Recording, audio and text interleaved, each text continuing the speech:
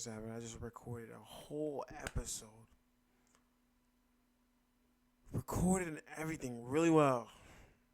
And the mic wasn't plugged in. It's the worst thing ever. I recorded a good ass video and I had to redo the whole thing. So it's because of my love. It's like what 11? It's 11:42 right now. This is take 2. Okay, let's go. Action. Anyway, I'm back with another episode. It's a very interesting weekend. A lot of big races came up. I have to do a run over what happened in this weekend. So let's hop straight into it. A lot of good things and bad things. Well, not bad things, all good things, my bad. So your boy got verified on Instagram. Did not pay for it. For the people out there that really wanted to get verified, it was always a dream for them. Oh my God, I still can't believe it till now that I have a blue check next to my name. I've tried getting this for years. I don't think people understand the work I put in to try to get this thing right here next to my Instagram account. No, I did not buy my followers. No, I did not go fucking purchase the meta shit that they came out with where you can subscribe to the shit for months and pay $25 a month. No, did not do that. You know what I did? Stick to the real. If it's not earned, it shouldn't be given. And I kept applying. I've been applying since I was in high school for this thing. Literally. Been applying till I got it down to scratch what I need to do to get verified. I've tried several times and got denied. Years from 2019 till now. And I've got denied plenty of times. And I never gave up. And all my friends, if you know me, you know, I would never stop trying. Even when I know I have no chance of getting approved for it, I would never stop trying. Every time I got denied, I would wait the 30 days and do it again. That was me. I think you can apply twice in 30 days, if I'm not mistaken. But I wouldn't stop applying. And everybody who knows me, it was a dream of mine to get this check. So I feel like the people at Instagram probably got tired of me and said, oh, we're just going to give him this check. Maybe. But I don't think that's what it is because I had good articles. Did well. I'm a notable person. That's all you have to be. People symbolize this blue check as a celebrity status. You don't have to be a celebrity to get it. And that's what made me really want to get it. Because I'm like, I don't need to be a celebrity and I'm notable. So I can definitely get it. You might not think you're notable, but you're very much notable if you are an athlete and you did decently well for yourself with a good amount of valuable sources that posted about you. You are notable. You're a notable person now. In your community, wherever you are, you're notable. So I wanted some recognition for that. Anywho, I feel like we need to jump in though. Enough about me. As you can see, I'm verified. I'm very happy. It still feels like a dream to me still. It really does. Like, no lies. It really feels like a dream. There's nothing special about it, but I've always wanted it. So, you know how that goes. I said I was going to take a look at TFers. That's not the right one. Okay, so here we go. There's not much of a change in the 60 meters. And like I said, it's going to be 6.55 cutoff. Or probably a little bit slower. Who knows? But I believe it's going to be 6.55 cutoff. As you can see, it's taken the shape. Nothing really changed here in the collegiate scene in the 60. I would say something changed in the 200, though. Yeah, the leading time is still 2040, and 2040 up to be like top 3 type shit. But I don't think this is the updated one, if I'm not mistaken, because the kid from Alabama, his name is not even on the list. He opened up. Wait, hold on. Oh, his name is there. He opened up with, because they ran in New Mexico, so it's like they're at altitude. That's what we got to talk about too. Altitude is cheating. Like, I know your time gets converted back down, but you're going to run faster regardless. Going there and performing really well, you're going to run fast. It is cheating. People don't want to admit it, but it's cheating. I feel like a lot of people get cheated out of altitude, and it's an unfair game, but, you know, you can't tell certain people anything about altitude. You know, they just don't believe it's cheating. Like I said, the 200, the cutoff is going to be 2060, right? It's going to be 20.6 something. I don't know what 20.6 is going to be, but it's going to be 20.6 because already 14 is 20.71. So to be top 16, you have to run 26 because conferences are coming up. A lot of guys still ain't open up yet. I see that Sean Matsugwani actually, where's his name? Sean. He actually put himself in a safe spot in the 200, and he ran a personal best. Really amazing. This kid from South Florida went to Boston, BU, and ran a 20.6. The last time somebody went to Boston and ran that fast, you can go do your research. He ended up winning the NCAA's outdoor. Not indoor. Indoor, he ran really fast in the first round and then didn't have it for the final. But he went outdoor and he won. That person to open up and around the same, he didn't open up, but it was a last chance meet. He ran like 20.5 or 6 on this BU track. If you know this track, you know. It's a fast track, but the turns are very long and the straightaways are like 5 meters, literally. If you run fast on this track, you're guaranteed you're going to run fast. So this kid, he has a bright future ahead of him in this season. I'll be watching as his season progressed. I'm gonna look at his PB. So yeah, he's a 400 runner as well, 45.9. Yeah, it says a lot. It's gonna be a great season for him. But like I said, the list didn't really change. Same scenario. And then we're down to the 400. Like I said, the whole thing with the altitude in Albuquerque is kind of unfair. Nobody admits it, but it's kind of unfair with guys going up there and running at altitude. Like I said, Will had the worst lead the last time we did the video. Now he has a world lead. I'm not saying this kid is not talented. Anybody who goes up there and run these type of fast times, they're very talented. But at the same time, it's converted. As you can see, it's converted from 45.02 for altitude, right? Who knows what he would have ran? Imagine if Will had went there and ran this. Like, what would it have been? So, like, I'm not going to debate with people about it, but if you feel like I'm wrong, if running at altitude is not cheating, you can drop a comment. Like, whatever you think is best. I think the only change, remember how I said 46.6 might get you in? No shot. You have no shot with 46.6. Not even 46.50. It's going to take like 46.2 or 46.1. So far, so good. That's what it's looking like. But the 4, I feel like it's not going to be as fast as last year, man. Maybe I was wrong in the beginning saying 46.6 is going to bring you. It's definitely not going to bring you. That's what it's looking like right now. It don't seems to me like 46.6 is going to bring you nowhere near that shit. But we'll see. The 800 didn't really change much. And there's a couple of relays out there that put themselves out there that established themselves, like Penn State. But we all know why Penn State ran that fast in the 4x4. They had that guy from D3. Everybody else is not a factor. So Penn State going to nationals, that's good. Enjoy it, experience it. But winning or making the podium, no shot. Because one man can't save the world at NCAAs. Indoor. Especially indoor. It's not happening. No shot. He's gonna have to run an insane split to do that. The other guys on their team is just, they're good, but they're not that good. Okay, I wouldn't like the other guys on their team. I'm pretty sure are just some 48 legs and if they're lucky a 47 leg. Well, not 47. There's a 47 leg, but if they're lucky a 46 leg. Other than that, every team and getting theirs in. Other than that, nothing really changed in the NCAA. I can't even say anything changed. Yeah, there's no big change in the NCAA. Maybe on the women's side, there's a bunch of girls running like 7-1, and I did say the cutoff would be 7-1, so I'm not going to debate about that. But let's go to Travis Miller's page. I think this is what we really need to talk about: the big shots, the big shows. So the pros ran, well, not the pros ran at New Balance today. It was amazing. It was amazing.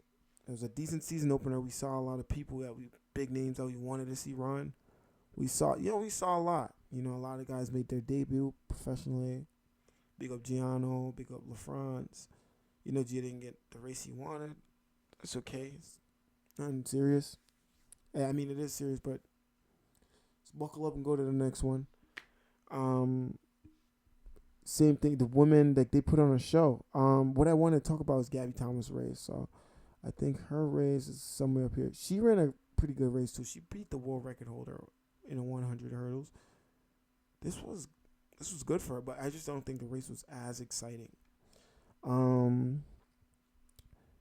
we have Lyles. Let's speak about Lyles and Fred in a second. I saved them for last because I feel like their race, you just had to sit down and talk about it.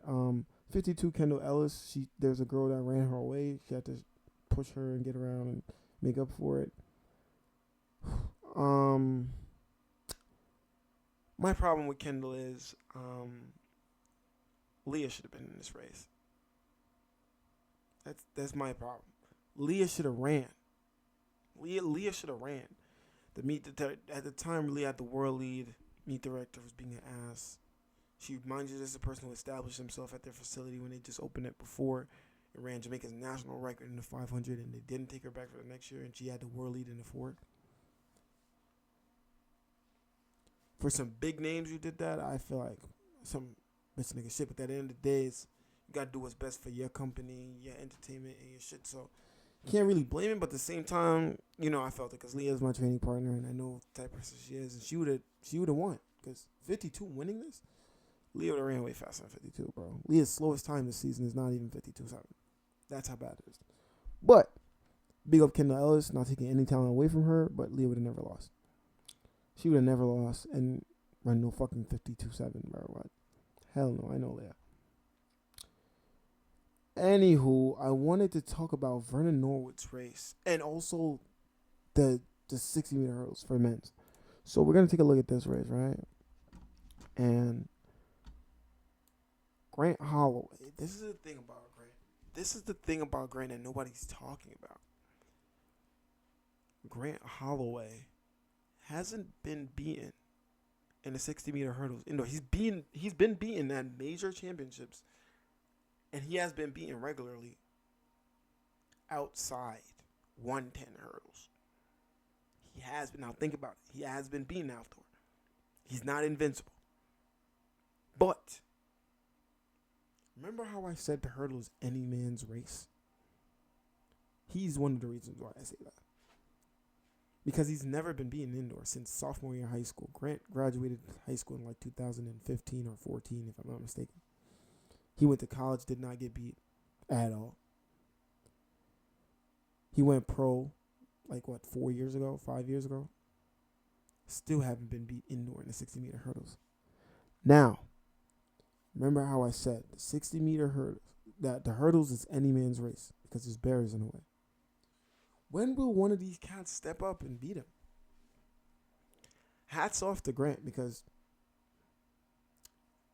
I already know what this comes with. There's a target on your head. Everybody's trying to get your bounty. And nobody has taken it. Will we see somebody taking it? Do I want to see somebody taking it? Maybe. Maybe I would like to see somebody else be crowned the hurdle champion. Because that's how the event is. That's why I like watching the hurdles, because anybody can win it. But I don't know what other people think about it. If you think something else, you can comment below. Hit me up, whatever. We could debate about it. I don't have a problem debating. But honestly, I had my money on Cardell Titch.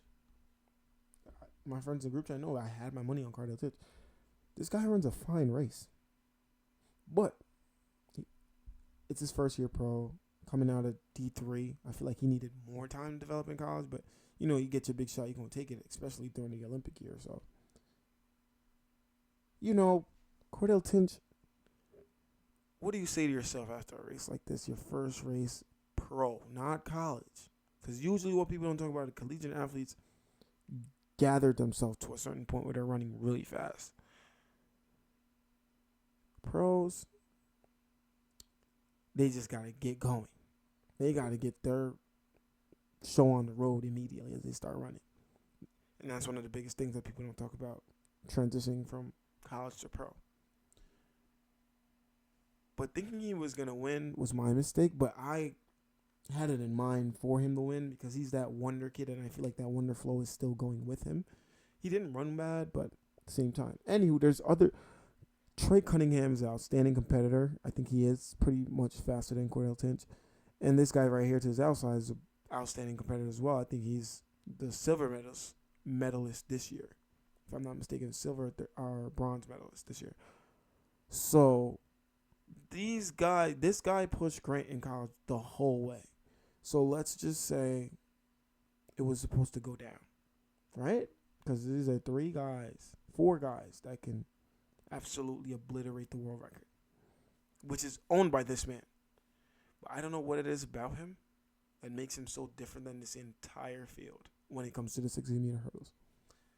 And these are all guys that are really well in the 60-meter hurdles. So now let's take a look. Go to the Olympics. And in this final, Roberts maybe slightly ahead of Holloway.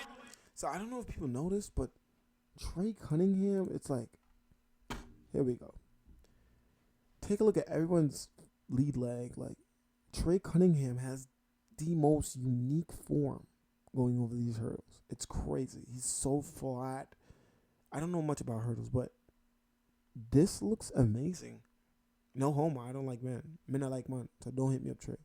But his form is nice. Grant, on the other end, not so much. But he's a taller structure with a lot of speed. And this guy's a dog, man, because he doesn't have a perfect form. Trey does. The rest of the field, but he don't. And I feel like that's just a dog mentality. Be like, forget the form. I'm going over this shit fast as fuck. And if you could catch me, you could catch me. Catch me if you can. Trey, man, I don't know what to say. I just don't know what it is about him. Like, I really don't know what it is about Grant. Look, because he's next to him, too. Like, great form and everything. But Grant, like, look at this. Like, it don't even look like it. Who knows? But let's continue. So, it's just something else for him over 60-meter hurdles, bro. He's at a level where nobody else is at, I believe. Let's see what Broadbell have to say about that. Well, if he runs a 60-meter hurdles indoor. And we saw that. I'm not gonna watch his interview. He said a whole bunch of shit, man, but I really don't care. As you can see, world lead meet record, Grant Holloway, and these are all fast times that ran. All of them. Even for LaFrance, this is big for him. And Tinch ran, fairly well. I don't think that's his personal best, but I would hope, I don't know if that's his personal best. But these are all fast times. But Grant is just on a different level. He's never, one of these guys has to step up and beat him. Not that I'm saying I'm praying for his downfall, but I would like to see somebody step up and challenge him in the 6. Bro, he's never lost since sophomore year of high school, bro. That's crazy. Anywho, Vernon Norwood. Gotta talk about it. Vernon Norwood went out there and said, this is not boys to men. This guy, if you know, this guy's 33 years old. 33 years old. He's been doing this a while. Champion Allison, I had my money on you. If you ever hear this, watch this, I had my money on you. You have a faster personal best. I think you are a better 400-meter indoor runner than outdoor. I just thought Champ would have won it. And ever since he went pro, it just hasn't been Champ, for real. It hasn't been him. And that's another thing people really do not talk about. And I must talk about it, bro. Like, I really must talk about it. Champion Allison and people in the SEC, like, if you make it out the SEC and you survive the pros, you're 1 in a million. You're going to be a special talent, no doubt. But this is the problem about the SEC that nobody talks about. It is the fastest conference in the entire country. It is the best sports playing conference for every sport, not just track, in the entire country. If I'm not mistaken, you can correct me if I'm wrong in the comments, but if I'm not mistaken, for football and track, it is the best conference in the entire country. No other conference compete with it. No other conference come close. This is the thing about this, though. It is too competitive. They have to run too fast to win their conference meet. That's my opinion. They have to run really fast to prepare for their conference meet, bro. It blow mine sometimes. But at the end of the day, like I said, if you survive it, you become a special talent. But not many does. and people do not talk about it. Not many does. It's not like football. It's track. Your body is taking wears and tears every day as you prepare to do extreme limits with it. Your body, your muscles, your fibers are tearing and repairing. So you got to push yourself to the extreme. So you think about the SEC in 44 coming second is crazy. But at the same time, it sets you up for a bright future as a professional to get a guaranteed contract and stuff like that. But usually when they go pro, bro, it's either they get injured a lot or their career is just not going how they want it to. Like they can't get up to pace. Because like I said, with pros, you got to get going immediately. In college, you build to the peak. So,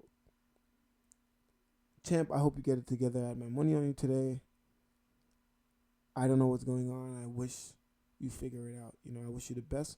I think you're still an outstanding runner. You can see a lot more. Trevor Stewart is a great runner as well. I don't know who this guy is, but he ran a PB. That's amazing for him.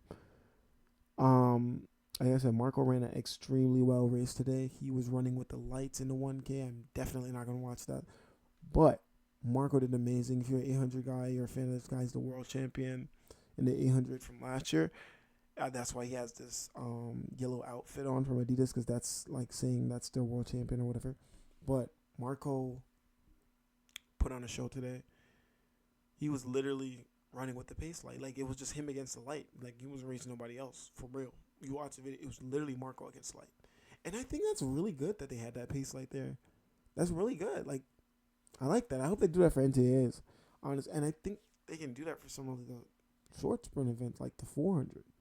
I feel like that would be really good for the 400, actually. It would be really well, but not to pace it, but like just to pace the world record on the second lap. They just put the lights on and show them how far they are away from the world record. Maybe we can get the indoor record right there, but I don't think anybody's fit for it. That was a hell of a record. We'll see, though. I like the technology. I like the new technology in the sport. Hopefully they bring it to some of the shorter sprints, but I doubt it. Like I said, Gabby Thomas out there ran with a stomach bug in the 300. Amazing. I'm not going to watch the video for her race because it's, like I said, she ran a stomach bug. I don't think it was her best race. It's right here. Honestly, let's watch it. She looked like the bee from the Bee movie. That's how she looks. So she made. As you can see, if you're running sick, you know. I've ran sick before, I know. I ran with stomach bug and I ran with COVID.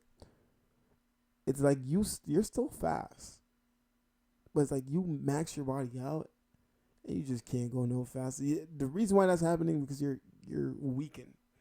So you don't have no energy to charge no more. So I think at this point she's maxed. Because a Philly bro stack crazy. At this point, about like right here, if I'm not mistaken, I felt like that's where she was like max, and Philly was just like on her ass. I thought Philly was gonna pass her, but she's just holding on at this point because she can't go any faster. If she wasn't thinking, she'd have probably been way ahead, but she don't have much energy running with. If you ran with a stomach bug, you know. Because I know right after this she went to take a shit. Excuse my language, but I know right after this she went to take a shit. So she's out here running with a stomach bug, fighting, coming to the line, pushing her body. I thought Philly was gonna pass her, but right here it's like boom. Somebody took a shotgun and shot her. She is just holding on to her, and boom.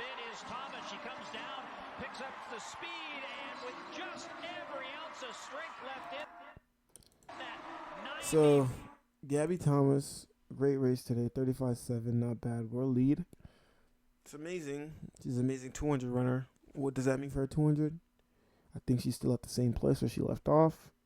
That's a great way to start your season, though, so who knows what she's going to do. Like I said, I spoke about her race. It wasn't as intriguing, but hey.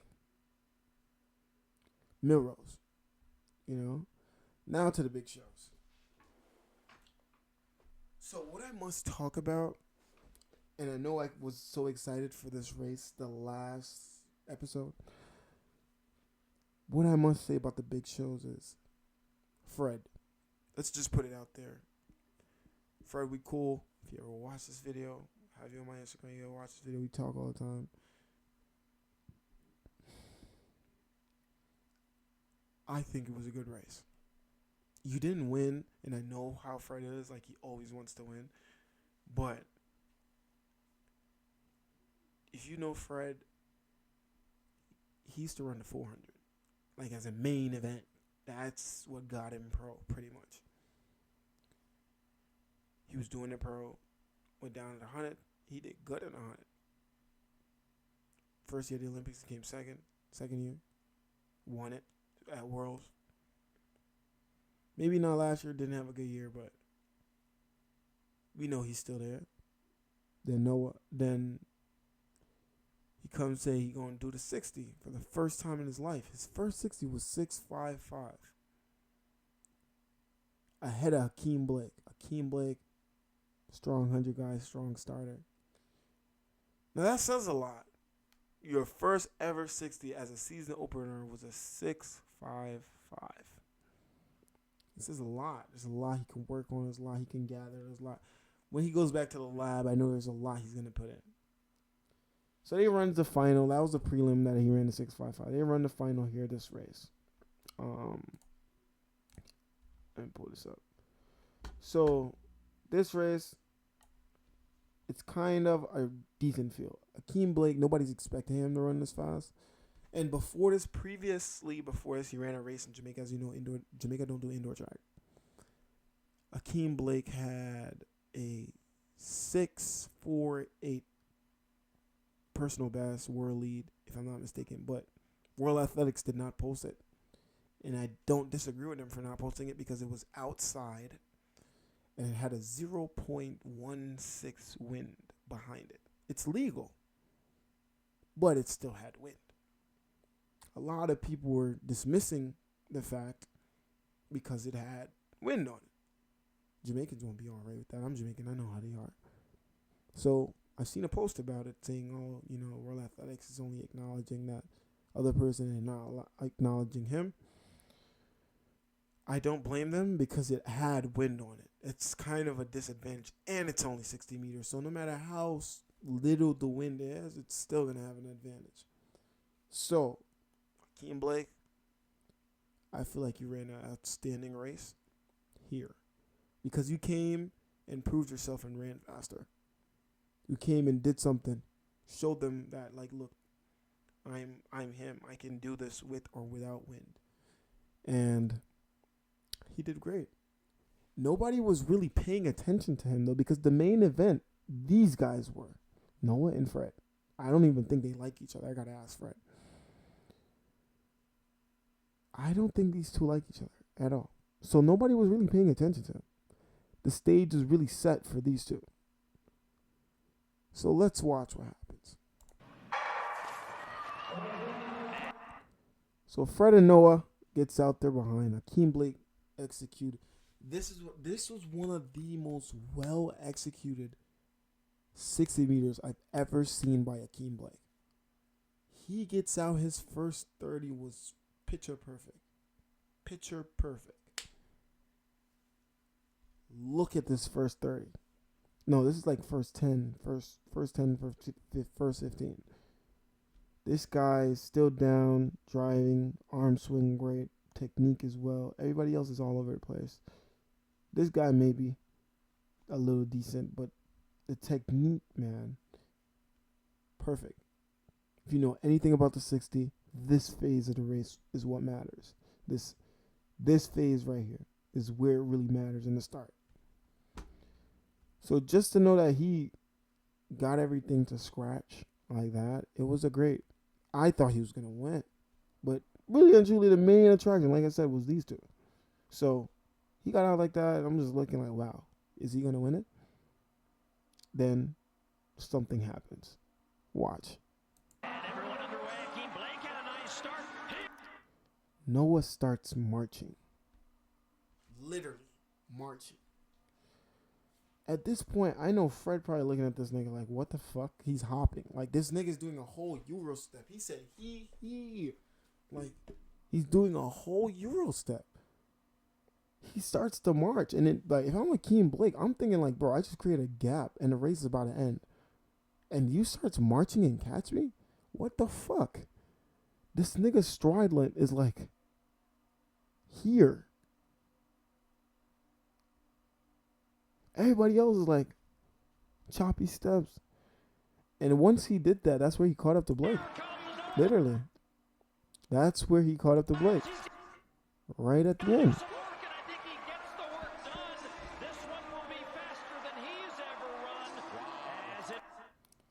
So, hats off to Noah. Am I impressed by the time? No. I'm cool with Noah. Met him before, met his mom, met his sister, met his brother. But am I impressed with 6'4" and like excited like what everybody says? No. No, he always could have ran 6'4". He just never executed it. He always could have ran 6'4". If you really sit down and think about it, he runs 19.3 seconds in the 200. 9.8 low in 100. It was always there, bro. Look at it. He can run 9.7. He just hadn't executed 100 right. He just had not executed 100 meters right. This was a race where he had it figured out. Last year, his personal best in the 60 was 6.50. It was guaranteed he was going to run 6.4. He wasn't far from 6.4. Do I think he got faster? No. He was always capable of doing it. So I don't know why everybody's getting all pumped and saying, oh, they can't wait to see what he's going to do outdoor. And, bro, it's going to be the same results. He won't go any faster. The least he'll do is go 9.7 in 100, which was already there. I'm not excited to see. If he goes 6.3 seconds, then the world record is that threat. But no, he was always capable of 9.4. I don't see the hype, but people see the hype. And my problem with Noah is this. Everything. All the Olympic medals. I don't care who wants it. It's mine. I'm just thinking about in 2022 when I PR'd and I ran an American record. I'm thinking about last year when I PR'd at this meet and I became the 3-time world. First of all, this brother got falls here. We had to mention that. But champion. Now I'm looking at another major PR. Guess what that means? We coming after everything. All the Olympic medals. I don't care who wants it. It's mine. How does this indoor time, this performance, how does it translate outdoor to the trials and potentially to the games in Paris? All that people talk about is my start isn't good, my acceleration isn't good. Well, guess what? I just improved my 60 meters. The worst part of my race. It's dangerous out here. Wow. He said it's dangerous out here. It is dangerous for him. Because when somebody hold his head, it's over. Hey, yo, pause. But this man is a walking bounty, bro. When somebody catches Noah, when I see you, Ricky, when I see you, that's what they gonna. That's Noah's world out there right now. He got Milrose coming up next weekend. Do I think he's gonna beat Christian Coleman? No. I'm sorry. I don't think Christian Coleman has this textbook down. But what this does for Christian Coleman, a world record. Because now you're giving him enough competition to run a world record. Coleman sees this. He knows everything has to be on point now. Because he's not going to let Noah beat him. And I don't think Noah can beat him over 60 meters. Trust and believe. He has no shot against Coleman in the 60. I'm sorry. I'm not going to gas nobody's brain. But I don't think he has any capability of beating Christian Coleman in the 60 meters. And we all know this. This is going to happen in New York. So we might see a world record in New York. What would be good, though, is if we were to see Hakeem Blake and Fred Curley in that lineup. That would be amazing. With Trayvon Bromell. That would be one of the fastest 60-meter lineups ever. So, we say this. Can Noah do it? Execute the same race at Milrose? Can he do it again? Maybe. Will he beat Coleman? No. I just don't think he'll beat Coleman. Bro, Coleman is just a special one, bro. Real special, unfortunately. when it comes to 60 meters start, it's like you can't defeat that from him. Like, we'll see, bro. We'll see. Then again, we'll see. A lot of people says this is going to be a big difference for Noah's career. Noah's 200 and his 100. Maybe his 100, yes, he might go 9.7. 200, no, not really. It was always there. It was always there. And I used to say it. It was always there. He just never executed it right. This race, he got it right.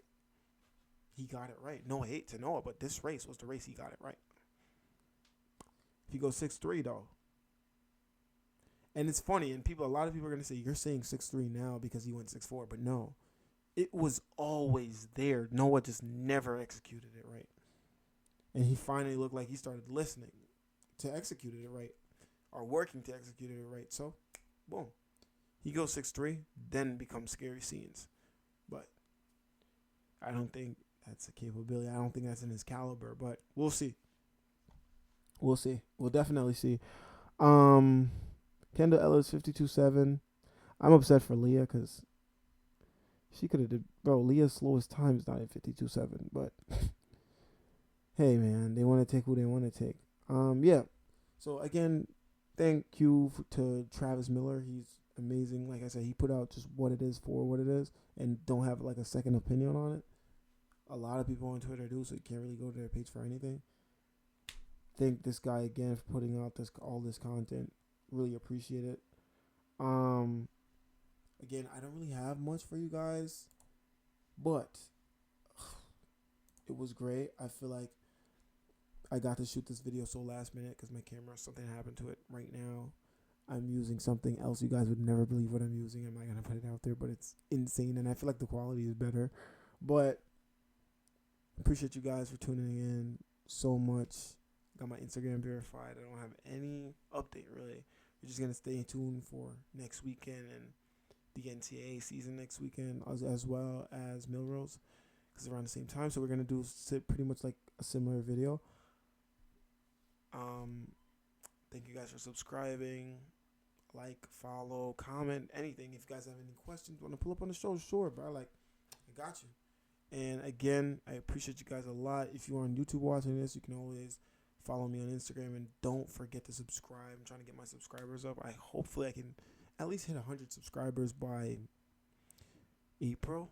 That's the goal. Probably can get more, but gotta take it slow.